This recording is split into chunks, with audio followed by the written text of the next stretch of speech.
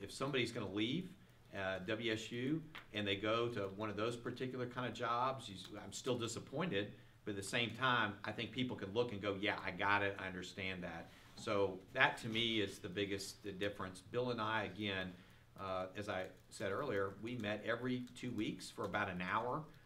These were not hugely contentious meetings. I mean, sometimes we had disagreements on things, but I do that with everybody. But Bill was a passionate advocate for Coug Athletics, and I expect the next AD is going to come into my office, and there's going to be some times we'll disagree on things, but I really disagree with the idea that there was some rift and Bill was really upset. He hasn't said that, and I just don't see any reason to continue for us to talk about that. So, let's go to the phone. Steph, are you on the line? Go ahead. Hi, Kirk and John.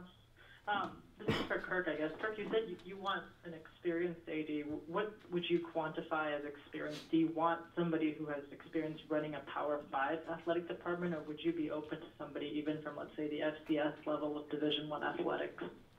I think we want to cast a broad net, so I don't want to start saying that we have to have a sitting AD at a Power 5 school. I think we need to sort of see what's out there and what experience base that those individuals have.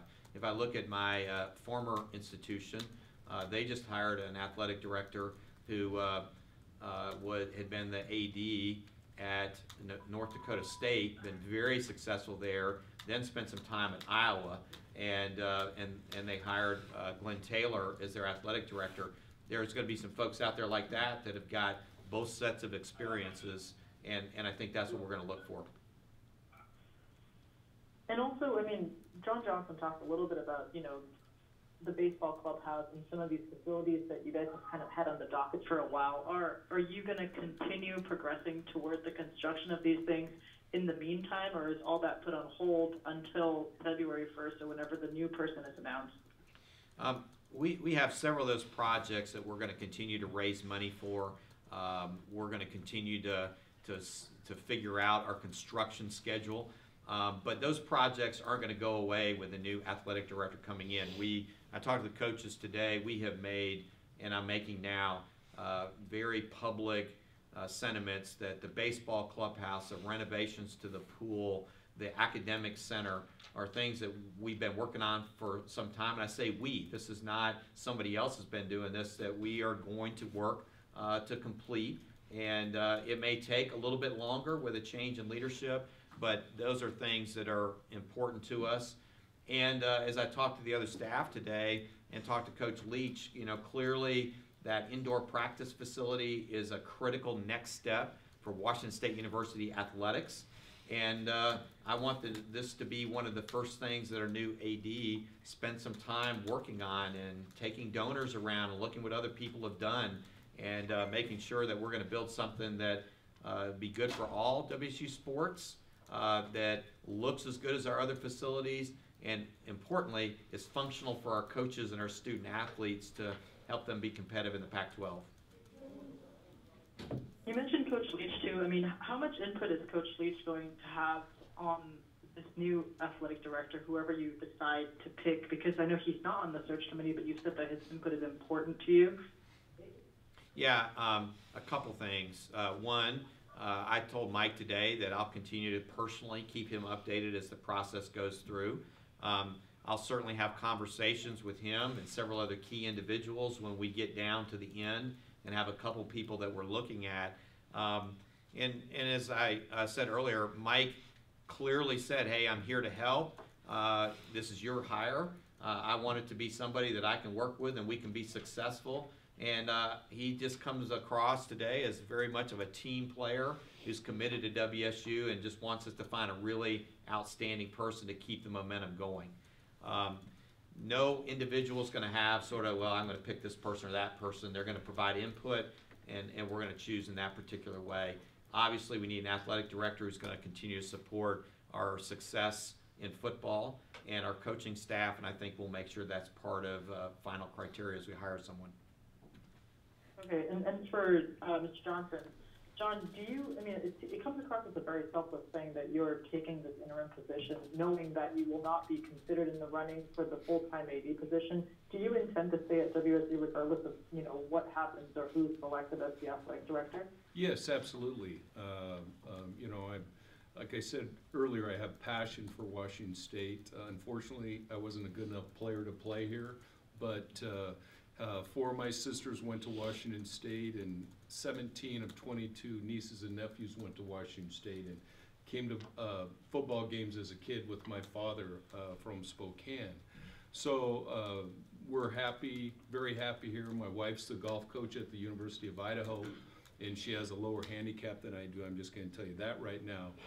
And you want her on your scramble team. But yes, very happy. Hope to be able to stay on, and plan to stay on and work with the new athletics director to make the program better.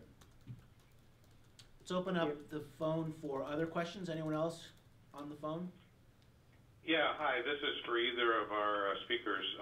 What is the deadline for the athletic department budget deficit to disappear? I think there is one, but I can't remember what it is.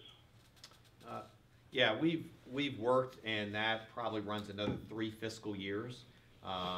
When we're running somewhere around 13 million, you can say, well, why don't you just close it off in a year? If it was that easy, we would have already done it.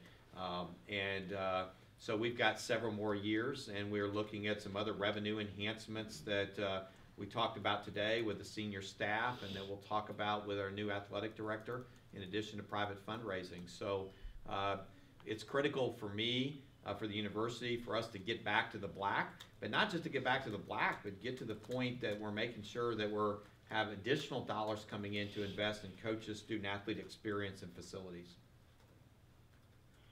Okay, and is the television package improving in the money it's bringing in, or is that still lower than projected to WSU in particular? I think if you're referring to the Pac-12 network, the original projections made way before I was here was that that was going to be substantial revenue coming into the different members of the Pac-12. While we've exceeded some lower level expectations, I think the Pac-12 network is still not providing the sort of dollars that other schools in the Southeastern Conference or the Big Ten Conference get from their conference network. So this is a concern of the Pac-12 presidents, and I can tell you this is a large discussion point in meetings with the commissioner at every single meeting, because everybody needs these revenues to be competitive, not just within the Pac-12, but the Pac-12 schools got to be competitive with the SEC, the Big Ten, ACC, and the Big 12, and we're falling behind. Thank you. Anyone else on the phone? Yeah, hi. My name's Parker Gabriel. I'm with the Journal-Star down in Lincoln. A couple quick ones for Mr. Schultz. Just generally speaking, what can Nebraska fans expect from Bill Moose as he gets settled in here in Lincoln? Well, I think a couple things. Bill is a former football student athlete, and I think I've been to a couple games in Lincoln, and know that the football tradition that you have there with that stadium full of people wearing red, Bill is going to relate extremely well to your football fans, your donors, and I think the culture in the state. Eastern Washington reminds me a lot of Kansas and Nebraska, some parts of Oklahoma in terms of style. So I think people are going to, think after a month, has this guy grown up in the state? Bill did a tremendous job building our program here and putting us in a really positive spot moving forward. And I think he can do the same for the folks there in Nebraska. And then last one is, you talked about the surprise of getting off the plane on Sunday. What was the last conversation, or when was the last conversation you had with Bill before that, and was he at the game at Cal on Friday night? Yeah, so Bill and I talked at the game at Cal, and both of us were sort of focused on what we need to do to beat Colorado, and our general disappointment after that particular game. But as I like to say, if we talked to a lot of our fans here and said, we'd be 6-1 after 7 games, I think a lot of us would have felt really, really good given our schedule at the beginning of the season. So, so Bill and I were very focused on what we can do to make sure that we're ready to beat Colorado for homecoming. Thank you. Any other questions either on the phone or in the room? All right, well, thank you all for coming. Thank you. You got to go, man.